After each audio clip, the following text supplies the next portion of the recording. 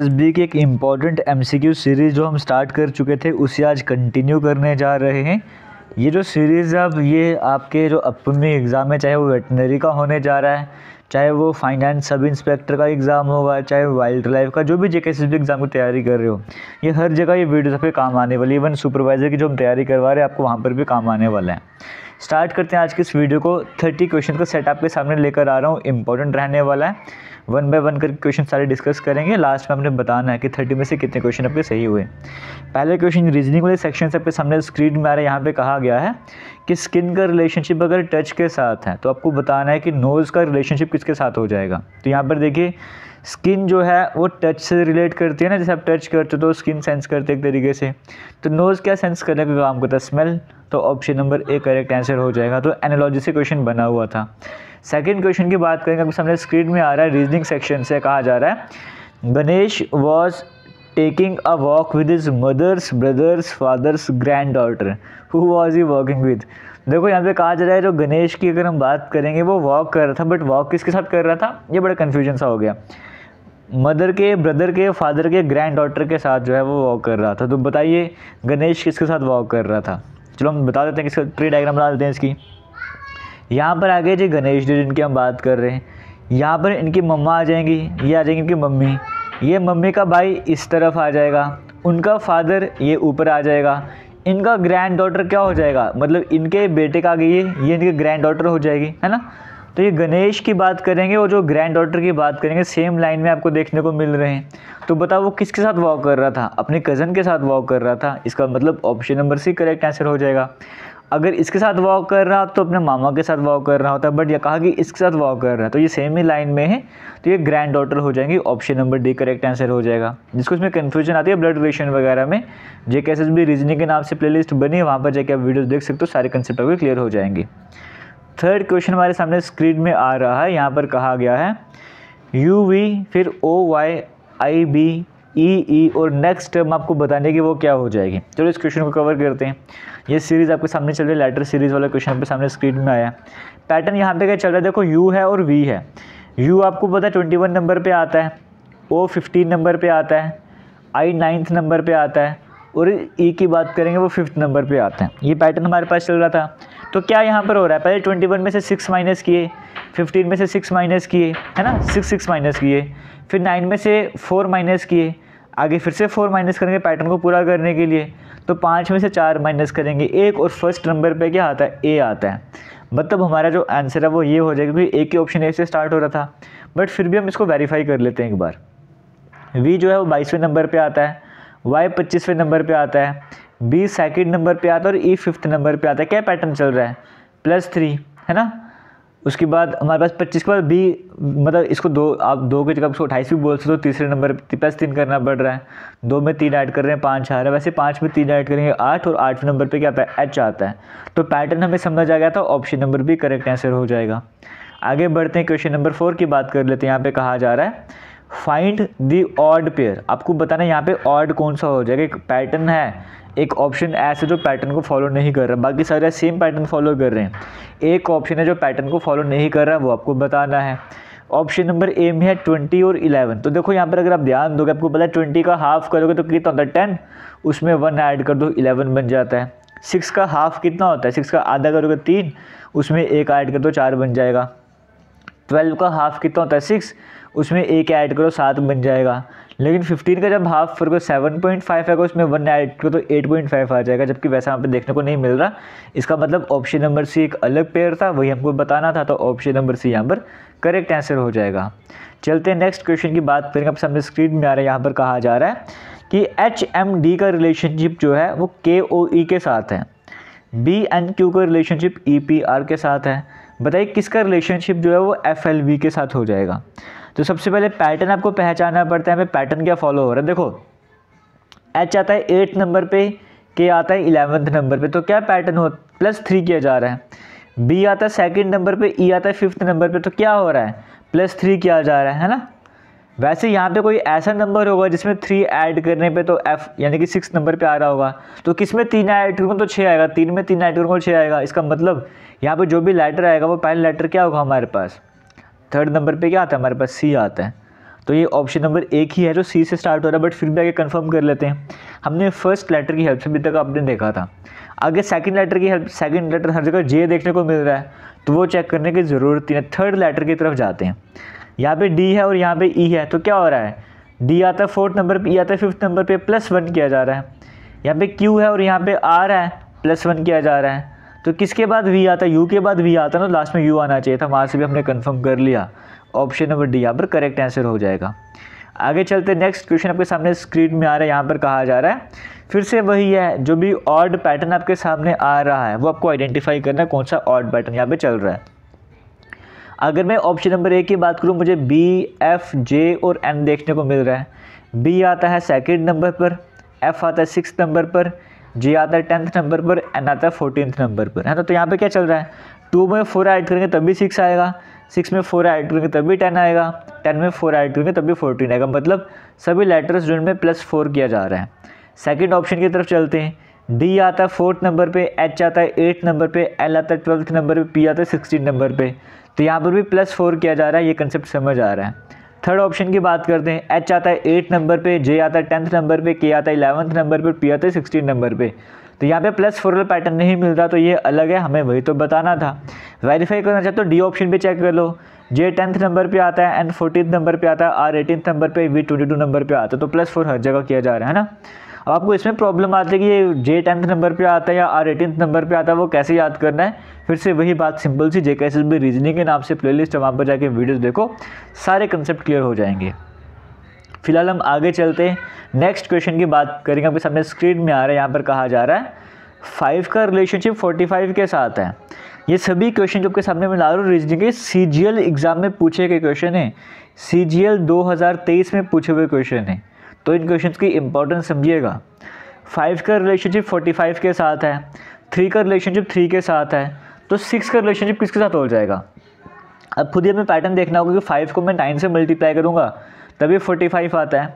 अभी 9 मैंने कैसे बना दिया, अगर मैं उनको 5 में 4 ऐड किया, तो अगर मैं आगे पैटर्न फॉलो करना चाहूँगा तो 3 में 4 ऐड के साथ 3 को 7 से मल्टीप्लाई करेंगे 21 आ जाएगा, तो वो पैटर्न यहाँ पे फॉलो नहीं हो रहा था। इतना कंफर्म है कि 5 को 9 से मल्टीप्लाई करने पे ही 45 आता है। अब मैं 9 कैसे बना सकता हूँ, मैं 3 का स्क्वायर भी लिख सकता हूँ, है ना, ऐसे भी कर सकता हूँ। तो ये 3 का स्क्वायर मैंने 3 कैसे बनाया होगा, जो नंबर मुझे दिया गया है वो नंबर लिखूँगा, उसमें से 2 माइनस करूँगा, है ना, जो भी आंसर आएगा उसका स्क्वायर करना पड़ेगा। मल्टीप्लाई कैसे करना है मैं उसका ट्रिक बता रहा हूँ, वो पैटर्न बता रहा हूँ। अगर पैटर्न हमने क्या लगाया, 5 को किससे मल्टीप्लाई करना है, 5 - 2 के स्क्वायर से मल्टीप्लाई करना था। वैसे 3 है, 3 को किससे मल्टीप्लाई करूँगा, 3 - 2 के स्क्वायर से, तो 3 - 2 को मतलब 1, 1 का स्क्वायर 1 नहीं होता है, तो 3 को 1 से मल्टीप्लाई करने पे 3 आता है। इसका मतलब पैटर्न हमें समझ आ गया। वही पैटर्न आगे फॉलो करना था, जो नंबर हमें दिया गया है 6, उसमें से 2 माइनस करके उसके स्क्वायर से मल्टीप्लाई करना है। तो 6 को किससे मल्टीप्लाई करेंगे, 4 का स्क्वायर कितना हो जाएगा 16, 6 को 16 से अगर हम मल्टीप्लाई करके 96 हमारे पास आ जाएगा। ऑप्शन नंबर डी में देखने को मिल रहा है, वो यहाँ पर करेक्ट आंसर हो जाएगा। क्वेश्चन नंबर 8 की बात करेंगे। यहाँ पे एक नंबर मिस है, वो आपको बताना है कि मिसिंग नंबर कौन सा हो जाएगा। अब यहाँ पर देखो 8 है, 15 है, 8 में अगर हम ध्यान देंगे यहाँ पर, है ना, अगर इसको थोड़ा और जूम करूँ, बेचारा हो नहीं रहा, मैं ज़बरदस्ती करूँ इसके साथ, लेकिन कोई बात नहीं। 8 में अगर मैं 7 ऐड करूँगा 15 आएगा, 15 में कितना ऐड करूँगा, 11 ऐड करूँगा तो भी 26 आएगा, 56 में कितना ऐड करूँगा 75 आएगा, तो 60, 70, 19 के करीब ऐड करूँगा, तो 7 के बाद 11 ऐड किया, कुछ देखने को मिल रहा है, प्राइम नंबर वाली सीरीज़ है। 11 के बाद अगर मैं 13 ऐड करके देखूँ तो 26 और 13 कितने हो जाएंगे, 39 हो जाएंगे। 39 हमें देखने को मिल रहा है कहीं पे, ऑप्शन नंबर ए में है। आगे कंफर्म कर लेता हूँ, 13 के बाद नेक्स्ट प्राइम नंबर कौन सा हमारे पास रहेगा, 17। 39 में अगर मैं 17 ऐड कर दूँ 40, तो 56 हमारे पास बिल्कुल आता है। पैटर्न बिल्कुल सही चल रहा था। प्राइम नंबर यहाँ पे ऐड, प्राइम नंबर जो मतलब 1 के टेबल में और अपने टेबल में आते हैं। आगे चलते हैं, नेक्स्ट क्वेश्चन की बात करेंगे।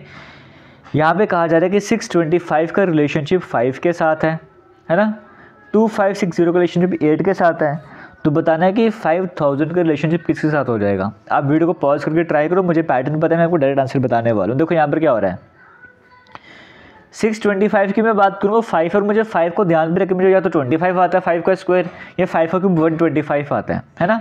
ये दो नंबर मेरे सामने आते हैं जब मैं 5 की बात करता हूँ, या तो 5 का स्क्वायर मेरे सामने आता है या 5 का क्यूब मेरे सामने आता है। अब अगर मैं काम करूँ, यहाँ पे 625 है, 625 का अगर मैं डबल कर दूँ कितना आ जाएगा, 1250, इससे रिलेट करता है ना। मतलब हमने यहाँ पर क्या करना है, जो भी हमें नंबर दिया गया, स्टार्टिंग में जो नंबर दिया गया उसका डबल कर देना है, और दूसरी तरफ जो हमारे पास नंबर आ रहा होगा वो क्या आ रहा होगा, जो भी हमें नंबर दिया गया उसका क्यूब मल्टीप्लाई बाई 10।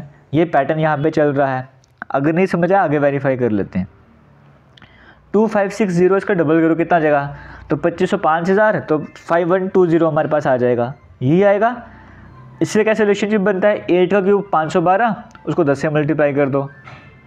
वही यहाँ पे भी हो रहा था, 625 का डबल किया 1250, तो यहाँ पे 5 दिया हुआ ना, तो 5 का क्यूब मल्टीप्लाई 10 कर दो। वही पैटर्न तो चल रहा था, अब आगे भी वही पैटर्न चलने वाला है। यहाँ पे 5000 है, तो पहले 5000 का डबल करना पड़ेगा, 10,000 हो जाएगा, है ना। 10,000 को क्या करना पड़ेगा, यहाँ पे लिख दो 10,000, है ना।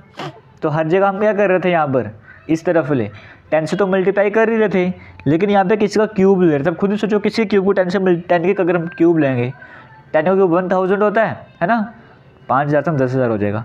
10 का क्यूब 1000 को 10 से मल्टीप्लाई करेंगे 10,000 आ जाएगा। तो नंबर जो मिसिंग था वो 10 था, option number C correct answer हो जाएगा। आगे चलते हैं, नेक्स्ट क्वेश्चन की बात करते हैं। आपको सामने स्क्रीन में आ रहा है, यहाँ पर देखो क्या कहा गया है, कोडिंग लैंग्वेज है। उस कोडिंग लैंग्वेज में जो आस्क है इसे लिखा गया 62 की तरह, BYE बाय को लिखा गया 64 की तरह। तो क्राई की कोडिंग क्या हो जाएगी, देखो ASK है, ए आता है फर्स्ट नंबर पे, एस आता है 19th नंबर पे, के आता है 11th नंबर पर। इन सभी को ऐड करो, 19 और 1 20, 20 और 11 31 हो जाएगा, और 31 का डबल कितना होता है 62 हो जाएगा। मतलब जो भी लेटर्स दिए गए उनकी जो भी प्लेस वैल्यू है वो लिखना स्टार्ट कर दो, उसको डबल कर दो। ट्राई कर लेते हैं बाय पे भी, बी सेकंड नंबर पे आता है, वाई 25 नंबर पे आता है, और ये 5वें नंबर पे आता है। 25 5 30 और 2 32, 32 का डबल करके 64 आ जाएगा। तो वही पैटर्न आगे भी फॉलो करना था। क्राई की बात करेंगे, सी आता है 3rd नंबर पे, आर आता है 18th नंबर पे, वाई आता है 25 नंबर पे। तो ऐड कर लो 25 और 3 28, 2 30 10 40 46 से डबल करो कितना हो जाएगा हमारे पास यहाँ पे 92 आ जाएगा। तो ऑप्शन नंबर डी में देखने को मिल रहा है, option number D correct answer हो जाएगा। पैटर्न समझ आ रहा है, तो आगे चलते हैं, नेक्स्ट क्वेश्चन की बात करते हैं। कौन से दो साइन ऐसे जिन्हें अगर आप इंटरचेंज करेंगे तो हमारी इक्वेशन बिल्कुल सही हो जाएगी। इक्वेशन आपके सामने स्क्रीन में है। हम ऐसे इक्वेशन में तो पहले ऑप्शन नंबर डी ट्राई करते हैं, तो ऑप्शन नंबर ए ट्राई कर लेते हैं, है ना। ऐसे जनरली करते हैं, या फिर इसका मैथमेटिक्स स्ट्रॉन्ग, कैलकुलेशन स्ट्रॉन्ग है वो वैसे भी कर लेता है, प्रैक्टिस के ऊपर होता है। अगर हम ऑप्शन नंबर ए ट्राई करेंगे, मतलब माइनस और प्लस को इंटरचेंज करेंगे, तो 588 divided by 28 multiplied by 32 minus 72 plus 160 आ जाएगा ना, इस तरह से बन जाएगा। पहले हम इस वाले पैटर्न को सॉल्व करते हैं। तो ये क्योंकि यहाँ पर तो हम कोई चेंज कर ही नहीं रहे, स्टार्टिंग में इसको वैसे का वैसे ही रख रहे हैं। तो 588 को अगर मैं डिवाइड करूँगा 28 से, तो 28 को 2 से करेंगे 56, तो 28, तो यानी कि 21 हमारे पास आ जाएगा। यानी कि डिवाइड करने पे हमारे पास आंसर कितना आ रहा है, कितना डिवाइड करने पे 21 आया था। 21 को मल्टीप्लाई करना है 32 से, फिर हमने क्या किया था उसके बाद माइनस किया था ना, उसके बाद माइनस 72 प्लस 160 को हमने साइंस इंटरचेंज करे हुए हैं। अब 21 को 32 से मल्टीप्लाई हो कितना आ जाएगा, 32 को अगर पहले 10 से मल्टी 320, तो 640 और 672 आ जाएगा हमारे पास मल्टीप्लाई करने पे। माइनस 72 प्लस 160 हमारे पास आ रहा है। तो 672 में से 72 माइनस करो 600 में अगर 160 ऐड करोगे तो 760 760 आ जाएगा। बिल्कुल 760 हमारे पास आ गया। इसका मतलब option number A correct answer हो जाएगा। इनको साइन को इंटरचेंज करने पे हमारे पास LHS राइट RHS के बराबर आ जाता है ना। आप आराम से कैलकुलेशन कर भी सकते हो, बिल्कुल सही आंसर आएगा। चलते हैं नेक्स्ट क्वेश्चन की बात करेंगे। कहा जा रहा है सभी क्वेश्चन सीजल एग्जाम में आए हुए 2023 में, ठीक है, जुलाई के मंथ में। इन ए सर्टन कोड लैंग्वेज है कोडिंग लैंग्वेज, उस कोडिंग लैंग्वेज में जो टेबल है उसको लिखा गया ELEAT की तरह। स्विंग को देखो अगर आप ध्यान दोगे यहाँ पे तो इसको बोला इंटरचेंज करा हुआ है ना, जैसे TABLE टेबल लिखा हुआ है, तो इसको उल्टा नहीं किया हुआ। देखो यहाँ पे ये T यहाँ पे चला गया है, फिर ये A यहाँ पे चला गया है, ये B की जगह E लगा दिया है, बाकी LE TABLE पूरा सेम टू सेम इसको जो है वो यहाँ से उल्टा लिखना स्टार्ट कर दिया है।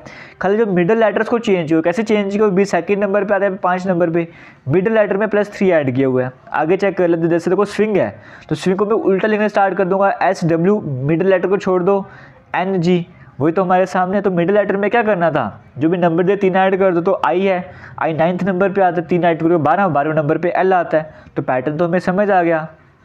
फ्रेम को भी उल्टा लिख लेते हैं, FR मिडिल लेटर को छोड़ देते हैं और M और E हमारे पास आ जाएगा। अब बीच में A है उसमें 3 ऐड करेंगे 4, 4th नंबर पे D आता है। तो EMD से कौन सा ऑप्शन स्टार्ट हो रहा है, EMD RF एक ही तो ऑप्शन है, तो वो हमारे पास करेक्ट आंसर हो जाएगा। चलते हैं नेक्स्ट क्वेश्चन की बात करते हैं। सामने स्क्रीन में आ रहा है, यहाँ पर एरर आपको फाइंड करना है, इंग्लिश वाले सेक्शन में है, ये भी सीजीएल एग्जाम में आया हुआ क्वेश्चन है। कहा जा रहा है Neetu have been waiting for me since 10 o'clock in the morning. तो यहाँ पे अगर आप ध्यान दोगे स्टार्टिंग में एरर आपको देखने को मिलेगा, नीतू की बात करेंगे वो सिंगुलर है, तो उसके बाद हैव कहाँ से आ जाएगा ना, तो अगर नीतू हमारे पास आ रहा है तो नीतू के साथ हैज़ आएगा, नीतू हैज़ बीन वेटिंग आ जाएगा, हैव बीन तो नहीं आने वाला ना, दे हैव बीन हो जाएगा, या प्लूरल होगा तो हम हैव वगैरह लगा देंगे। तो दे, नीतू सिंगुलर है तो वहाँ पे हम तो ये हैज़ लगाएंगे, तो नीतू हैज़ बीन वेटिंग आएगा, जबकि हैव बीन गलत हो जाएगा। तो ऑप्शन नंबर ए यहाँ पे करेक्ट आंसर हो जाएगा। एंटोनियम आपको बताना, अंडरलाइंड वर्ड का मतलब अंडर का एंटोनियम क्या हो जाएगा, her dog can climb under the fence. Under होता है ना नीचे, इसका अपोजिट का जगह ऊपर, यानी कि ओवर हो जाएगा, है ना। तो ऑप्शन नंबर ए यहाँ पे करेक्ट आंसर हो जाएगा। आगे चलते नेक्स्ट क्वेश्चन की बात करेंगे। यहाँ पे कहा जा रहा है कि जो स्पेलिंग गलत है आपको वो बताने हैं। तो असाइंड, अप्रेंटाइसेस, बैगर्स, ग्लिटरिंग, ग्लिटरिंग के स्पेलिंग गलत है ना, GLITTER, ग्लिटरिंग मतलब शाइनिंग का ना, बोलता ना ऑल द ग्लिटर्स और नॉट गोल्ड, इस तरह से करके वो शाइनिंग वाला ग्लिटरिंग की बात कर जा रही है। तो GLITT होता है, इसका मतलब ऑप्शन नंबर डी में एरर था, वही हमको बताना था। वीडियो को शेयर जरूर कीजिएगा। आगे चलते, select the appropriate antonym of the underlined word. Henry is so servile that other people take advantage of him. वो इतना सर्वाइल है कि बाकी लोग उसका फ़ायदा उठा लेते हैं। तो इसका एंटोनियम आपको बताना है। सर्वाइल का मतलब क्या होता है कि जैसे आप किसी का, जैसे चापलूसी करते हो ना, किसी को खुश करने के लिए कुछ करते हो, तो वो हो जाएगा। इसका अपोजिट क्या हो जाएगा कि आप बड़े एरोगेंट हो, है ना, आपको किसी फ़र्क नहीं पड़ रहा, तो आपको अपोजिट तो बताना था। तो ऑप्शन नंबर यहाँ पे करेक्ट आंसर हो जाएगा। आगे चलते जीके वाले सेक्शन की तरफ बढ़ते हैं। फर्स्ट क्वेश्चन आपके सामने स्क्रीन में आ रहा है। देखो यहाँ पे कहा जा रहा है कि length of badminton court for singles is, है ना, सिंगल्स के लिए जो लेंथ होती है बैडमिंटन कोर्ट की वो कितनी रहती है। अब जनरली हम फीट में जनरली याद कर लेते हैं, कुछ लोग मीटर में याद कर लेते हैं, बट आपको दोनों पता होने चाहिए। कॉम्पिटिटिव एग्जाम की तैयारी करो, एग्जाम में आया हुआ क्वेश्चन है। देखो अगर हम सिंगल्स की बात करेंगे फुट में तो वो 44 फीट आ जाती है, लेकिन यहाँ पे मीटर में दिया हुआ है। जब आप उसको मीटर में कन्वर्ट करते हो तो 13.44 आपको देखने को मिलता है। इसका मतलब 13.4 आपको देखने को मिलता है ना। 13.4 का मतलब 13.4044 नहीं लगा सकते। Option number D correct answer हो जाएगा। तो अब से लेंथ पूछी है, अगर विड्थ पूछी थी वो 17 फीट बोल लेते, या फिर अगर आपको मीटर में दिया होता तो 5 पॉइंट कुछ मीटर आ जाती है, वापस करेक्ट आंसर हो जाता। तो इस बात का आपको ध्यान देना था। आगे चलते हैं, 18th क्वेश्चन आपके सामने स्क्रीन में है। Which of the following festival is associated with the term ties of protection? Ties of protection एक टर्म आपके सामने दी गई, से कौन सा फेस्टिवल जुड़ा हुआ है।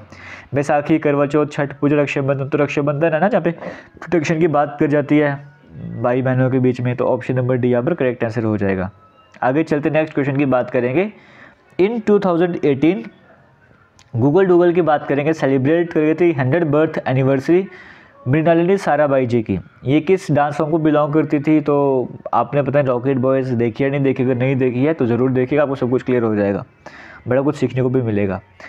तो अगर हम बात करेंगे मृणालिनी साराभाई की, किससे जुड़ी थी, भारतनाट्यम से भी जुड़ी थी, कथकली से भी जुड़ी थी। तो ऑप्शन नंबर ए यहाँ पर करेक्ट आंसर हो जाएगा। ठीक है, आगे चलते नेक्स्ट क्वेश्चन की बात कर लेते हैं।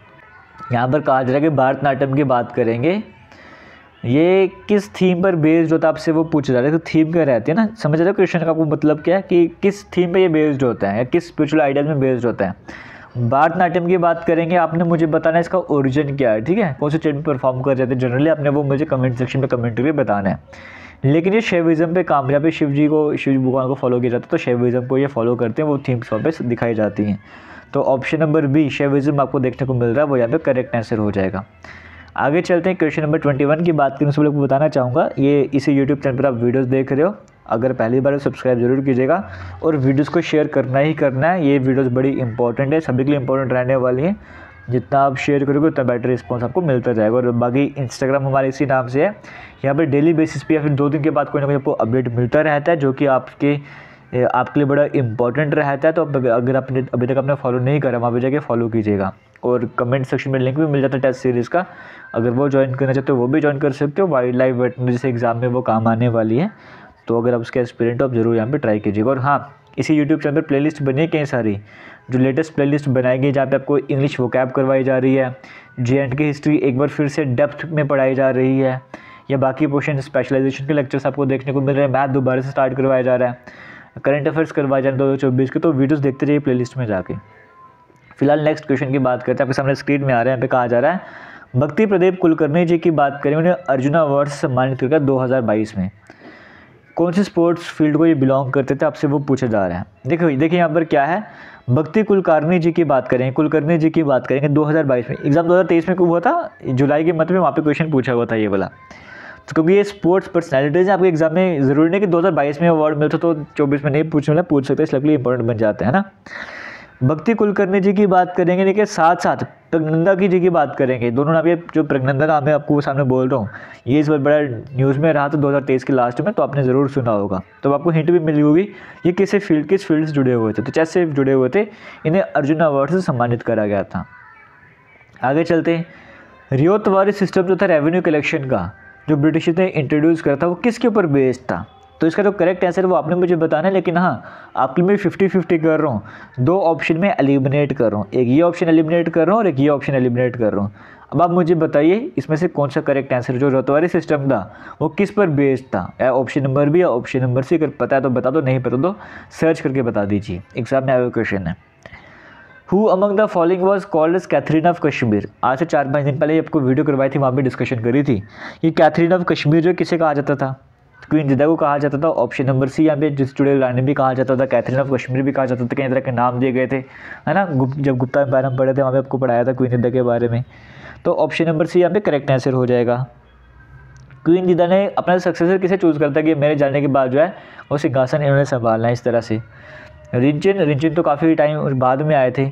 शेम गुप्ता तो वो तो हस्बैंड रहे।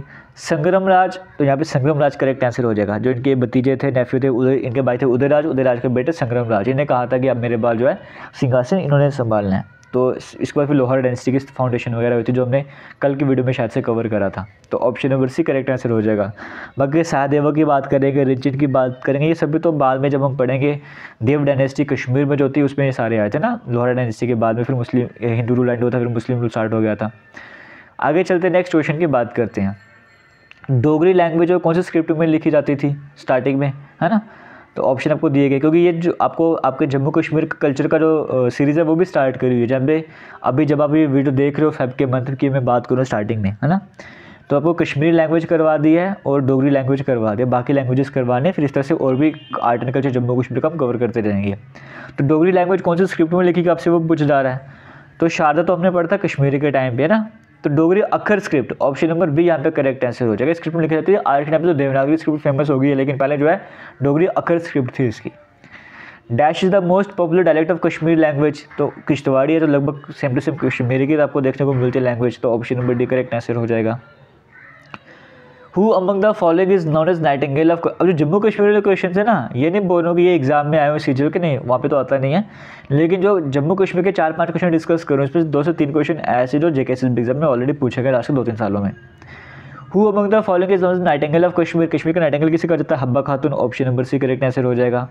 वो ब्रांच साइंस की जो बताइए जो डाइजेस्टिव सिस्टम से रिलेट करती है, तो गैस्ट्रोपेट्स रिलेटेड कौन सा होते हैं, गैस्ट्रो वाले डॉक्टर होते हैं जैसे, तो gastroenterology, option number C correct answer हो जाएगा। 29 की बात करेंगे, अमरनाथ पिलग्रिम्स की बात करेंगे, कौन से पास में क्यों जाना पड़ता है, मागुना पास। और कौन सी वाइल्ड लाइफ रिजर्व ऐसे जो कि हंगुल का घर माना जाता है, कश्मीरी ट्रैक और श्रीनगर सिटी के आसपास ही है, तो दाचिकम नेशनल पार्क है, option number A correct answer हो जाएगा। तो इस तरह से आज के 30 क्वेश्चन सेट कंप्लीट होता है। उम्मीद करता हूँ आपको वीडियो सही लगी होगी। 30 में से कितने क्वेश्चन आपके सही हुए वो कमेंट सेक्शन में कमेंट करके ज़रूर बताइएगा। थैंक यू, जय हिंद।